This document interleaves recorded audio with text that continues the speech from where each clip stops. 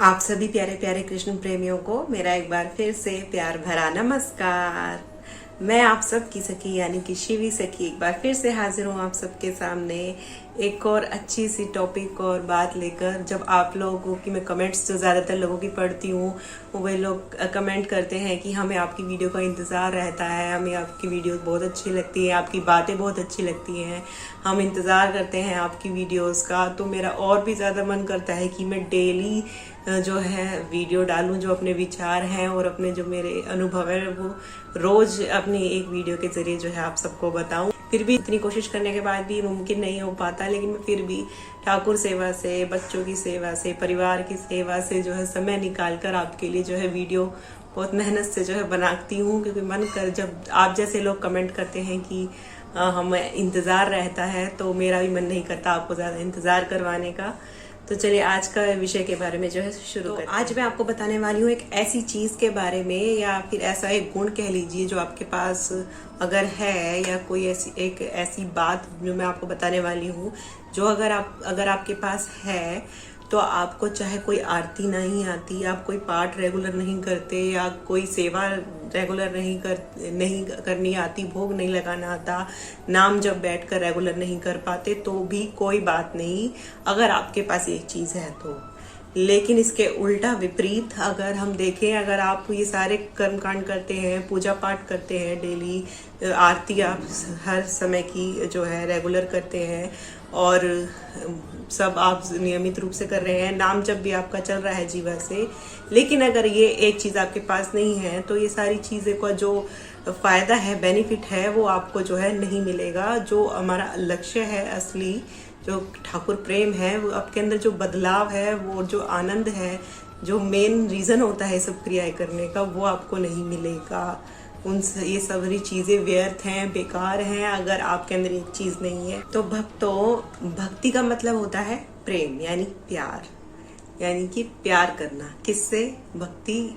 जब वही जैसे जो प्रेम हम संसार में करते हैं तो वो साधारण प्यार जो है कहलाता है, और जब हम वही प्रेम और प्यार जो है अपने ईश्वर ठाकुर जी से करने लगते हैं, भगवान से करते हैं, तो वही प्रेम जो है भक्ति कहलाता है।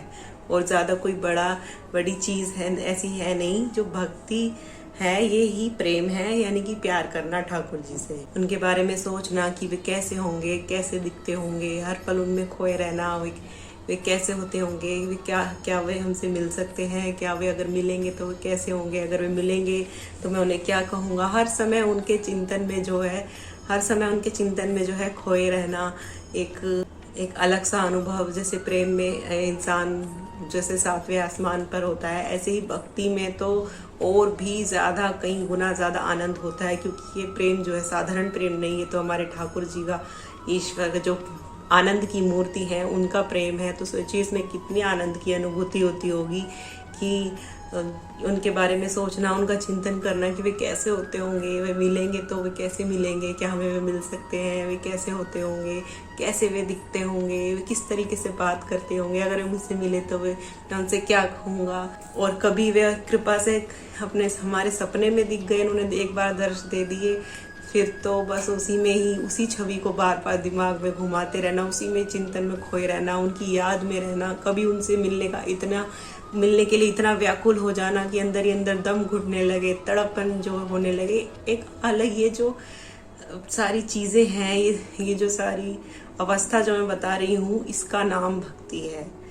कोई शारीरिक क्रिया, दिया जलाना, आरती उतारना और या भोग लगाना या सिर्फ जीवा से नाम रटना, ये तो सिर्फ एक इंद्रियों के द्वारा हम कर रहे हैं, क्रियाएं हैं। जैसे और क्रियाएं हैं, और क्रियाएं करना, खाना खाना और चीज़ें करना, ऐसी ये भी एक क्रियाएं हो जाएगी अगर आपका इसके अंदर ये वाला अटैचमेंट नहीं है। तो अगर आपका मन से अटैचमेंट इस चीज़ में है, ठाकुर जी में, जैसे आपको बताया, ऐसी फीलिंग्स आपके अंदर हैं, तो फिर अगर आपको आरती करनी नहीं आती, आज तक कोई आरती याद नहीं, गीता नहीं आप पढ़ पाते, या कोई नाम जब आपका 2 घंटे बैठकर, 1 घंटे बैठकर, या 16 माला 11 माला नहीं हो पाती तो भी कोई बात नहीं, भोग नहीं लगाना आता कोई बात नहीं, सेवा नहीं हो पाती कोई बात नहीं, या मंत्र नहीं जप पाते कोई बात नहीं, या फिर दिया नहीं, आरती नहीं आती उतारनी कोई बात नहीं। लेकिन अगर आपके अंदर ये एक चीज़ है तो आप ठाकुर जी को प्राप्त कर ही लेंगे। ये एक चीज ऐसी है कि यही आनी जो है बहुत जरूरी है।